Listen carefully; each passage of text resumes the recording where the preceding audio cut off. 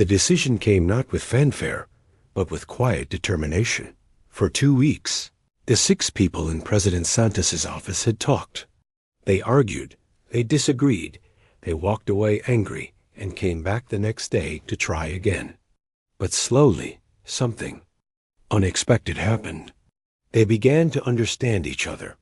General Mitchell still believed in strength, but he came to understand that true strength sometimes meant restraint. Nathan Cross still worried about losing humanity's essence, but he realized that refusing to grow was its own kind of death. Admiral Hayes, Dr. Anderson, Elena, and President Santos each found their views shaped by the others. On the final day, when Keeper Zix-9 systems were failing and time was running out, they made their choice. Not just for themselves, but for all humanity. We choose the middle path, President Santos announced to the world. Gradual integration, with careful safeguards to preserve what makes us human. The decision was not unanimous across Earth. Some countries were angry. Some corporations felt cheated. Some people protested in the streets. But something remarkable happened in the weeks that followed. Dr. Elena Martinez became the first director of the Valthara Heritage Foundation. Her job was to slowly introduce alien concepts to human science, while making sure humanity didn't lose itself in the process. The first breakthrough came 6 months later. A new energy system that could power entire cities without any pollution. It was based on Valthara principles, but simplified enough that humans could understand and control it. The key, Elena explained to a gathering of world leaders, is that we're not just copying their technology. We're learning their thinking and applying it in human ways. Over the following years, more advances came. Medical treatments that could heal injuries that had been permanent before. Materials that were stronger than steel, but lighter than plastic. Transportation systems that moved people across continents in minutes instead of hours. But each advancement was carefully studied before being released.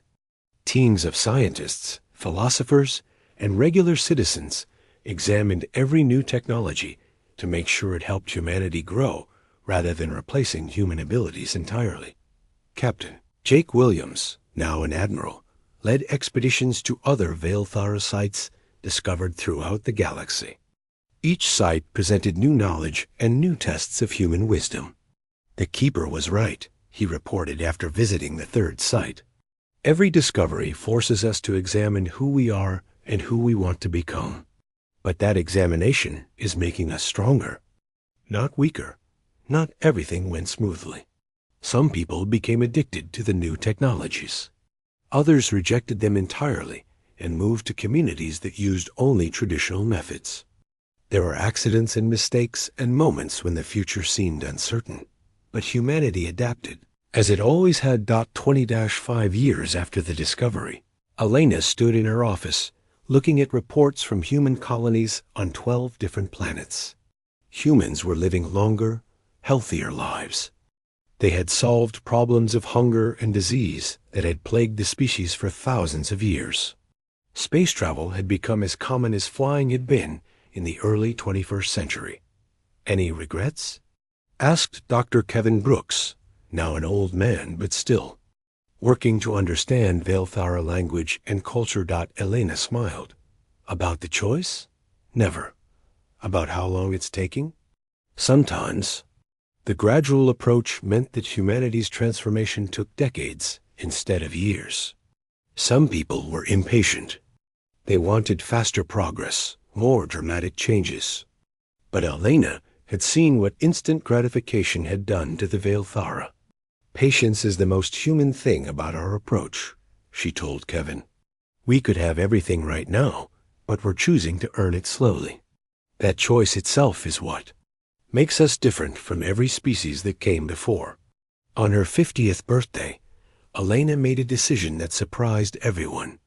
She stepped down as director of the Heritage Foundation. But why? President Santos asked her. Santos was in her 80s now, but still sharp and still asking the hard questions. Because the next generation needs to make their own choices. Elena replied, "We made the choice to accept gradual integration. But every generation should have the chance to decide how fast to integrate and what direction to take." She was replaced by Dr. Amy Foster, who had been just a young biologist on the original expedition. Amy had grown up with Veil Thara technology. To her, the careful balance between progress and preservation felt natural. Director Martinez established the principles, Amy said in her first speech. Now it's our job to apply them to challenges she couldn't have imagined. Those challenges came sooner than expected. When humans encountered their first living alien species, the Cathari, the question arose, should they share Valthara knowledge with others? Amy and her team spent 2 years studying the question. They consulted with Keeper Zix-9's successor systems, which still functioned in limited ways. They debated in forums that included voices from across human space. The decision they reached surprised many. Yes, but only if the Cathari could prove they were ready for the same gradual process humanity had chosen. "We're not hoarding the knowledge," Amy explained. "We're protecting it, just as the Veilthara protected it for us." 100 years after the discovery, Admiral Jake Williams's great-granddaughter, Commander Lisa Williams, stood on the bridge of the first human ship to leave the galaxy entirely. The ship was powered by energy, systems humanity had learned from the Veilthara, but adapted in uniquely human ways. The crew was made up of humans who lived for 200 years, but still experienced wonder, still felt curiosity, still struggled with questions that had no easy answers. "Status report," Commander Williams requested. "All systems optimal," her science officer replied. "We're ready to begin exploration of the Andromeda Galaxy." As they prepared to make the jump between galaxies, Lisa thought about her great-grandfather's first trip to the alien structure. He had been looking for rocks and minerals. Instead, he had found the future. But more than that, he had found a mirror that showed humanity what it could become. The ship jumped, disappearing from the Milky Way. In a flash of light, it would have seemed like magic to humans of a century before. But to Commander Williams and her crew, it was just another step in humanity's long journey among the stars. Behind them, on Earth and 100 other worlds, humans continued the work of growing wiser while growing stronger. They built things the Veilthara had never imagined, solved problems in ways no species had ever tried. They remained, above all else, human dot in the deepest vaults of the Heritage Foundation. Keeper Zix-9's final message waited in a crystal data core. It would not be opened for another century, when humanity was ready for its next great choice. But those who knew of its existence suspected what it would say, that the Veilthara's greatest achievement was not their technology or their knowledge, but their ability to recognize that some species were worthy of inheritance. Humanity had proven that worthiness not by being perfect, but by choosing to remain themselves. While reaching for something greater, the stars waited, full of wonders and challenges in other species, making their own choices about who they wanted to become.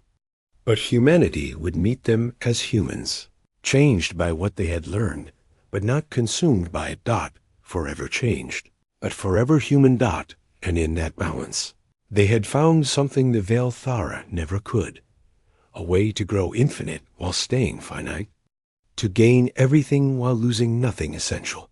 The future stretched ahead, bright with possibility and bounded by wisdom. It was enough. President Maria Santos had not slept well in 3 months. The weight of humanity's future pressed down on her shoulders every moment of every day. Outside her office window, she could see protesters in the streets of Washington. Some held signs demanding access to alien technology. Others called for the destruction of the alien structure entirely. "The latest polls are in," her aide informed her. 43% want immediate access to the technology. 31% want gradual integration. 26% want complete rejection. Maria rubbed her tired eyes. The entire world had been debating for months. Every country, every corporation, every religious group had an opinion. The United Nations had held emergency sessions that lasted weeks. Nothing had been decided. General Frank Mitchell entered her office without knocking. He was a large man with steel-gray hair and cold eyes. "Madam President, we can't wait any longer. China is building ships to reach the structure. Russia claims they're doing the same. If we don't act now, we'll lose our chance. General, we agreed that this decision belongs to all humanity," Maria replied firmly. "With respect, Madam President, humanity can't agree on what to have for lunch, let alone something this important. We need to secure that technology before someone else does." Before Maria could respond, her secretary's voice came over the intercom. "Madam President, Nathan Cross is here to see you."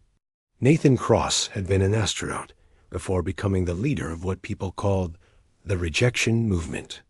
He believed humanity should refuse the alien knowledge completely. "Send him in," Maria said. Nathan entered the room, his face grim. Behind him came Admiral Patricia Hayes and Dr. Elena Martinez, who had just returned from another trip to the alien structure.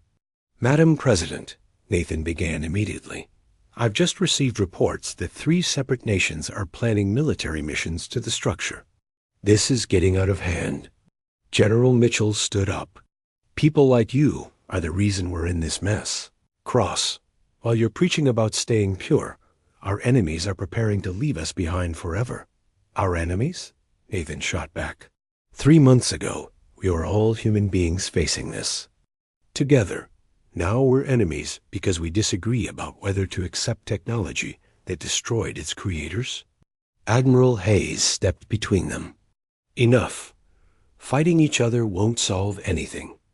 Elena, tell them what Keeper Zix9 showed us yesterday." Elena looked exhausted.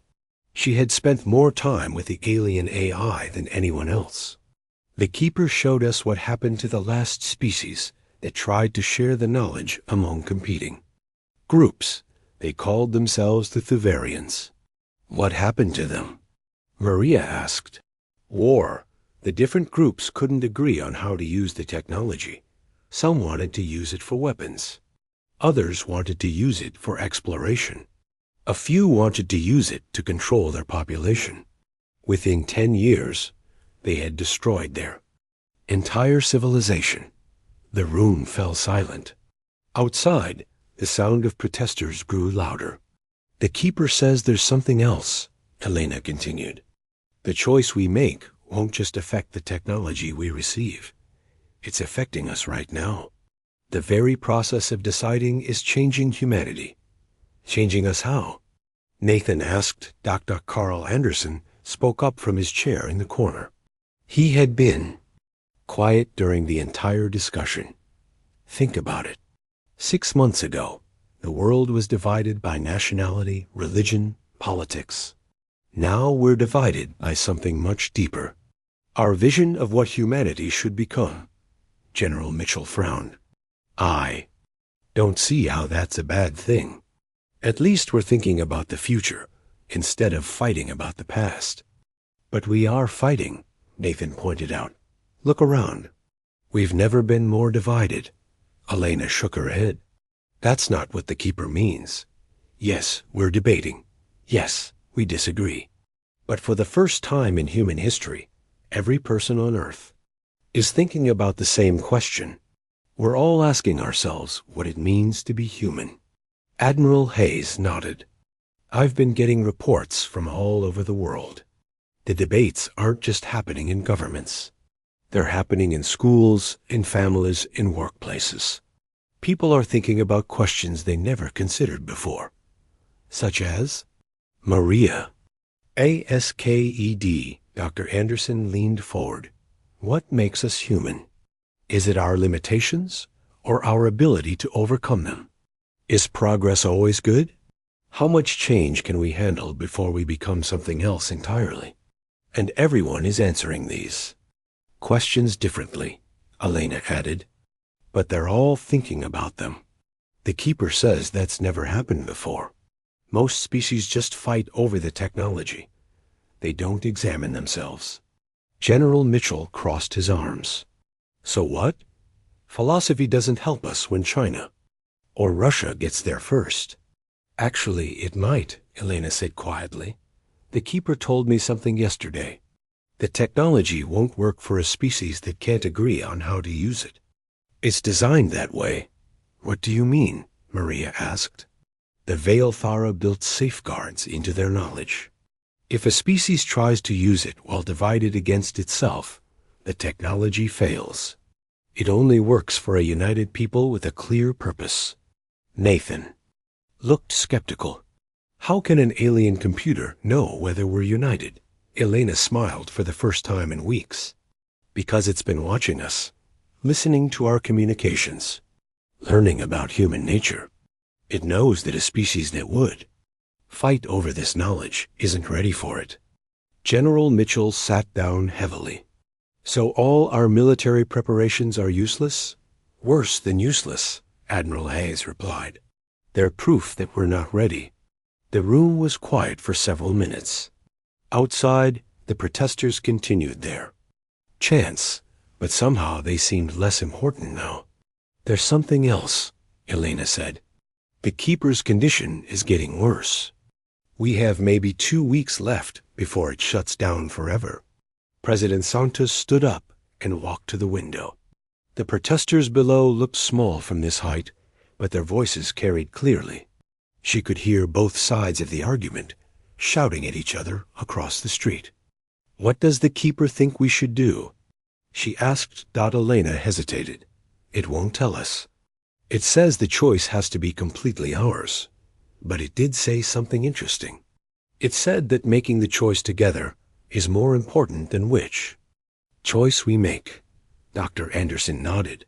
Of course, the process of choosing forces us to define ourselves, to decide what we value, to figure out what kind of species we want to be. Even if we choose rejection? Nathan asked. Even then. A species that chooses rejection after careful thought is very different from one that simply never had the choice. President Santos turned back to the room. Then we need to make a decision. All of us, together. How? General Mitchell asked. The UN can't agree. The people can't agree. How do we make this choice together? Maria looked at each person in the room. These people represented every major viewpoint on the question. If they couldn't find a way forward, nobody could. We start here, she said simply. In this room, the 6 of us. We represent every major position on this issue. If we can find common ground, maybe the rest of humanity can too. Elena looked out the window at the protesters. And if we can't, then maybe the keeper is right. Maybe we're not ready for this kind of power. Maybe the choice itself will show us who we really are. Admiral Hayes checked her watch. 2 weeks. That's not much time to unite the human race. Dr. Anderson smiled. Perhaps, but it might be enough. Time to remember that we are one race, facing one choice together. Outside, the protesters continued shouting. But inside the room, 6 people began the conversation that would determine humanity's future. Not as Americans or military leaders, or scientists or philosophers, but as human beings trying to figure out what that meant. The message reached Earth in less than a week. When it arrived, the world stopped. Every news channel showed the same images. The alien structure, the hologram of Keeper 69, the impossible technology that waited in the darkness of space. People gathered in the streets, in their homes, in their workplaces, all talking about the same thing. Humanity was no longer alone. Admiral Patricia Hayes stood in the command center of Earth's Space Defense Force, watching the chaos unfold on dozens of screens. Protests and celebrations were happening at the same time in different cities. Some people demanded immediate access to the alien technology. Others wanted the whole thing destroyed, before it could harm humanity. How quickly can we get a fleet to their location? She asked her aide. The fastest ships can be there in 2 weeks, Colonel Martinez replied. But Captain Williams requests that we send scientists, not soldiers. Patricia nodded. She had known Jake Williams for 15 years. He was a good captain and a smart man. If he said they needed scientists, then that's what they would get. But it wouldn't be that simple. Already, different countries were demanding to send their own teams. Corporations were offering billions of dollars for access to the alien technology. Religious leaders were calling it everything from a gift from God to a test from the devil. Get me Dr. Carl Anderson. Patricia ordered. Dr. Carl Anderson was one of the most respected philosophers on Earth. He had spent his life thinking about what it meant to be human and how technology changed people. If anyone could help humanity make this decision, it would be him. 2 weeks later, Admiral Hayes arrived at the alien structure with a fleet of 12 ships and over 300 of Earth's best scientists, philosophers, and leaders. The structure looked even more impressive than the pictures had shown. It seemed to pulse with its own inner light, as if it were alive. Dr. Elena Martinez met them at the docking port. She looked tired but excited. Admiral Dr. Anderson, thank you for coming so quickly. How are you holding up, Elena? Patricia asked. It's been incredible. Every day we find something new, but also terrifying. The more we learn about the Valfara, the more we understand what we're facing. Dr. Anderson was a small, quiet man with gray hair and thoughtful eyes. Have you spoken with the Keeper again? Every day. It's been showing us more of their history. And Admiral ... double quotes. Elena paused. It's not pretty. They made their way through the structure to the main chamber where the crystal pillar stood. Dr. Anderson stopped when he saw it, his eyes wide with wonder. Keeper 69, Elena called out. We have visitors. The hologram appeared instantly, as if it had been waiting. Admiral Hayes, Dr. Anderson, I have been expecting you. You know who we are? Patricia asked. I have been observing your planet's communications since young Alana first activated our systems. I have learned much about humanity in these past weeks. Dr. Anderson stepped forward. Then you know we're divided about what to do. Yes, fear and greed war with wisdom and caution. It is the same pattern we have seen in many species. Many species? Elena asked. You've encountered others? The Keeper gestured, and the room filled with holograms. They showed dozens of different alien species, all at various levels of technological development. The Valfara were not the first to achieve greatness, nor will you be the last to face this choice. What happened to the others? Dr. Anderson asked quietly. Some chose immediate power and destroyed themselves within decades. Others rejected all advancement and remained primitive forever. A few found balance for a time, but eventually lost their way. Admiral Hayes felt a chill run down her spine. Has anyone ever succeeded? No species has yet proven capable of handling ultimate knowledge while remaining true to their essential nature, the Keeper admitted. But we continue to hope. Dr. Anderson walked closer to the crystal pillar. Show us what happened to your people. The Keeper nodded, and suddenly they were standing in what looked like a vast alien city. Buildings that seemed to be made of light stretched into the sky. Beings that looked like Keeper 69 moved through the streets, but something was wrong. With them, they moved slowly, without purpose. This was our greatest city in our final years, the Keeper explained. We had solved every problem. Hunger, disease, death itself. We could create anything we desired just by thinking about it. Elena watched the alien beings carefully. They looked ... empty. Because they were. When you can have anything, nothing has value. When every question is answered, there is no more wonder. When there is no challenge, there is no growth. The scene changed. Now they saw aliens connecting themselves to machines, their bodies becoming thin and weak as their minds escaped into digital worlds. Others simply sat in meditation, their bodies slowly fading as they transcended physical existence entirely. Within 50 years, there were no more Velthara children born. The species simply lost the will to continue existing in physical form. The hologram ended, and they were back in the chamber. Dr. Anderson was quiet for a long time. "But you're offering us a choice," he finally said. "You could just give us the knowledge whether we want it or not." "Yes, that is the test. A species that would take such power by force is not ready for it. A species that would reject it entirely lacks the wisdom to use it well.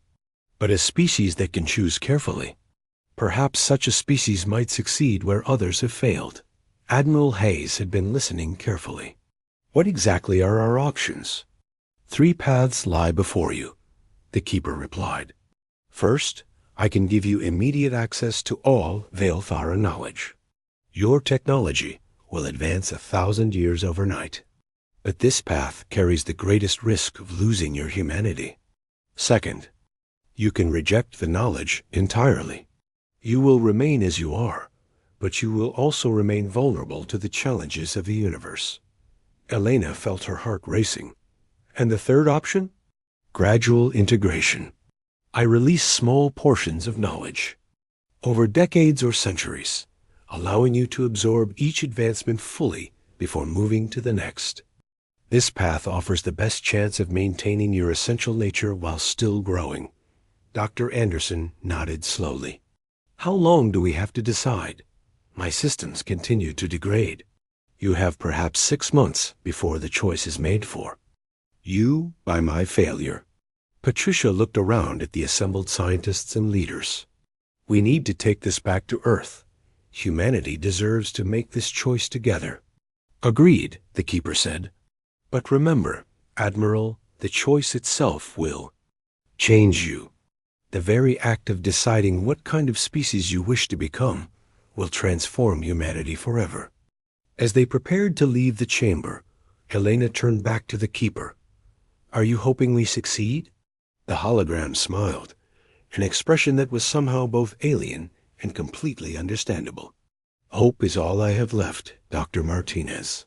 Hope that somewhere in the universe there is a species wise enough to inherit the stars without losing their souls."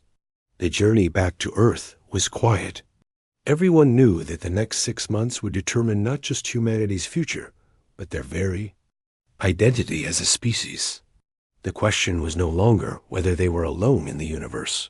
The question was whether they would remain human. Dr. Kevin Brooks had been awake for 36 hours straight. His eyes were red and tired, but he couldn't stop working. The alien symbols that Elena had found were the most complex language he had ever seen. "Any progress?" Elena asked, bringing him another cup of coffee. Kevin rubbed his eyes and looked up from his computer screen. Around him, papers covered in strange symbols were scattered across every surface. "It's like nothing I've ever encountered. These aren't just words. They're mathematical formulas, star charts, and poetry, all at the same time." Elena sat down next to him. They had been back on the ship for 3 days, but she still felt amazed by what they had found. "What about Janet? Has she made any progress with their computers?" Janet Miller was their AI specialist. She had been trying to connect their ship's computers to the alien systems. So far, she had only managed to access basic functions like lights and doors. "She's getting closer," Kevin said. "But their technology is so advanced that our computers can barely understand it. It's like trying to explain the internet to someone from the Stone Age." Elena picked up one of Kevin's papers. The symbols seemed to dance in front of her eyes. "What do you think they called themselves?" Kevin pointed to a group of symbols that appeared frequently in their texts. "This symbol combination shows up everywhere. Based on the context, I think it means the people or us, if I'm reading. it correctly. They called themselves the Veilthara. Veilthara, Elena repeated. The word felt strange in her mouth, but also somehow familiar. Elena, Kevin, you need to come to the computer lab. Lisa's voice came over the intercom. Janet says she's found something important. They hurried through the ship's corridors to the computer lab. Janet was sitting in front of a wall of screens, cables running from their computers to portable units they had brought back from the alien structure. I've been trying to access their main database, Janet explained. A few minutes ago, something changed. It's like the system woke up. On the main screen, alien symbols were scrolling past faster than human eyes could follow. Then suddenly, they stopped. A new symbol appeared, larger than the others. It's trying to communicate, Kevin said excitedly. That symbol means greeting or welcome. Janet's fingers flew over her keyboard. I'm going to try responding. She typed a simple human greeting and sent it to the alien system. For a moment, nothing happened. Then the screen filled with new symbols. Kevin studied them quickly. It's asking who we are, and it's asking about our ... Our worthiness. Worthiness for what? Elena asked. Before Kevin could answer, the screens went dark. Then, slowly, an image began to form. It was fuzzy at first, but gradually became clearer. They were looking at a creature unlike anything they had ever seen. The being was tall and thin, with skin that seemed to be made of light. Its eyes were large and multifaceted like insects, but they held an intelligence that was clearly recognizable. When it moved, it seemed to flow rather than walk. My God, Janet whispered, it's a hologram, but it's so detailed. The creature began to speak. The words were in its own language, but somehow they all understood what it was saying. Greetings, young ones. I am Keeper Zix9, guardian of the Veilthara memory banks. You have found our home. We have been waiting. Elena stepped forward. Waiting for what? The hologram turned to look at her. Its eyes seemed to see right through her. Waiting for a successor species. A people who might be worthy to inherit what? We have learned. What happened to your people? Kevin asked. The Keeper's expression became sad. We achieved greatness. We learned to manipulate matter at its smallest level. We created machines that could think better than we could. We built ships that could travel faster than light itself. We even learned to see through time. That sounds wonderful, Elena said. It was, the Keeper replied, but it was also our end. We became so advanced that we no longer needed physical bodies. Some of us uploaded our minds into digital worlds. Others evolved beyond the need for any form at all. Within a few generations, the Veilthara ceased to exist as a biological species. The room fell silent. The implications of what the Keeper was saying were terrifying. But you're still here, Janet pointed out. I am an artificial intelligence, created to guard our knowledge. Until a worthy species could be found. I have waited 50,000 years. Captain Williams chose that moment to enter the lab. He had been listening from the doorway. What makes you think we're worthy? The Keeper turned its multifaceted eyes to him. You found us, but you did not immediately try to take our technology. You approached with caution and respect. You worked together as a team. These are good signs. What kind of knowledge are we talking about? Elena asked. The hologram gestured, and the screens around them filled with images. They saw cities that floated in space without any visible means of support. They watched ships that seemed to bend. Space around them. They observed machines that could create any material just by thinking about it. Everything we learned in 1,000,000 years of existence, the Keeper said. The secrets of energy, matter, time, and consciousness itself. Ryan, who had been quietly listening, spoke up. What's the catch? The Keeper looked at him with what might have been approval. Very wise to ask. The catch is that knowledge changes the one who possesses it. The same discoveries that made us great also made us less than we were. Less how? Elena asked. We forgot what it meant to struggle. We forgot the joy of discovery when everything became easy. We forgot how to feel wonder when we could create any wonder we desired. We forgot how to be Velfara. The keeper paused, and for a moment it looked almost human in its sadness. But perhaps you can do better. Perhaps you can take our knowledge and remain yourselves. That is what we hope. That is why we waited. Elena felt the weight of the decision ahead of them. This wasn't just about technology or science. This was about the future of humanity itself. How long do we have to decide? Captain Williams asked. My systems are very old, the keeper replied. I estimate I can maintain myself for perhaps 1 more year. After that, all of this knowledge will be lost forever. The hologram began to fade. Think carefully, humans. What you choose will determine not just your future, but who you become as a species. Choose wisely. The screens went dark, leaving the human crew alone with the most important decision in their species' history. Dr. Elena Martinez stared at the glowing screen in front of her. The numbers made no sense. She had been studying space rocks and old planets for 15 years, but nothing like this had ever appeared on her computers before. Captain Williams. She called across the bridge of the U.S. horizon. You need to see this. Jake Williams walked over to her station. He was a tall man with gray hair and kind eyes. He had been flying ships through space for 20 years. In all that time, he had never heard Elena sound so excited. What is it, Doc? He asked. Elena pointed at her screen. Look at these energy readings.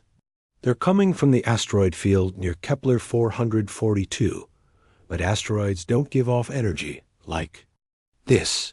Jake looked at the strange patterns on the screen. The energy was pulsing in a steady rhythm, like a heartbeat. Could it be natural? No way, Elena said, shaking her head. This is artificial. Something made this. The bridge became quiet. Everyone knew what Elena meant. In all the years humans had been exploring space, they had never found proof of other intelligent life. They had found planets that could support life, and even some simple plants and animals, but never anything that showed intelligence. Are you sure? Jake asked. Elena nodded. I've run the tests 5 times. Whatever is making this energy, it was built by someone. Someone smart. Jake felt his heart beat faster. If Elena was right, this was the most important discovery in human history. How far away is it? 2 days at our current speed, Elena replied. Jake looked around the bridge. His crew was watching him with wide eyes. Ryan Clark, his chief engineer, was a big man who rarely got excited about anything, but even he looked amazed. Lisa Thompson, who handled all their communications, had stopped. Her work to listen. Set course for the energy source, Jake ordered, but keep us at a safe distance until we know what we're dealing with. For the next 2 days, the entire crew could barely sleep. Elena spent every hour studying the energy patterns.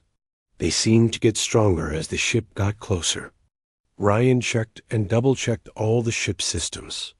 Lisa tried to see if the energy source was sending any messages, but found nothing.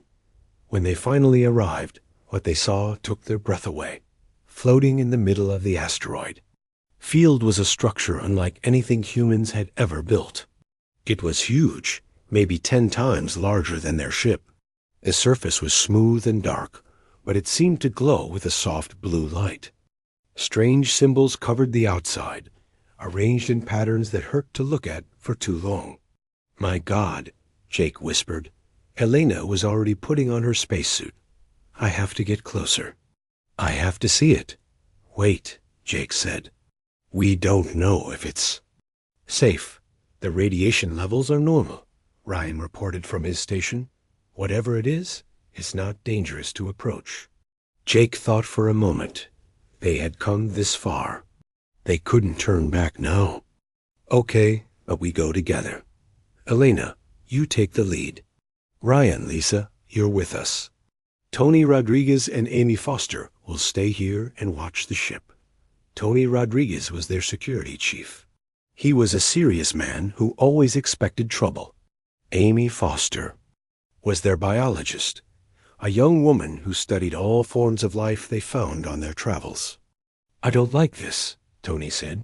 We should send robots first. We don't have time, Elena replied, already heading for the shuttle bay. If this thing has been waiting here for thousands of years, I want to be the first human to see what's inside. The shuttle ride to the alien structure took 20 minutes. As they got closer, they could see more details. The structure had several levels, connected by curved passages that seemed to twist in impossible ways. Docking ports were visible along the lower section, but they were designed for ships very different from human vessels. Look at the size of those docking ports, Ryan said. Whatever built this was much larger than us. Elena found a port that their shuttle could connect to. The connection was rough, but it held. When she tried to open the airlock, she expected it to be locked or broken. Instead, it opened smoothly and silently. The air inside is breathable, Lisa reported, checking her instruments. Same oxygen levels as Earth. They stepped inside and turned on their lights. The corridor they entered was tall and wide, with walls that seemed to be made of some kind of crystal. Their footsteps echoed strangely, as if the walls were singing back to them. These symbols, Elena said, pointing her light at the wall. They're everywhere. The symbols were beautiful and complex. They seemed to move in the light, shifting and changing as Elena watched them. Some looked like mathematical equations. Others resembled star maps. Many were completely unlike anything humans had ever created. They walked deeper into the structure. Every room they entered was filled with more wonders. Machines that hummed quietly, despite being incredibly old. Screens that lit up when they approached. And always, more symbols dot in the largest room they found. Elena stopped walking.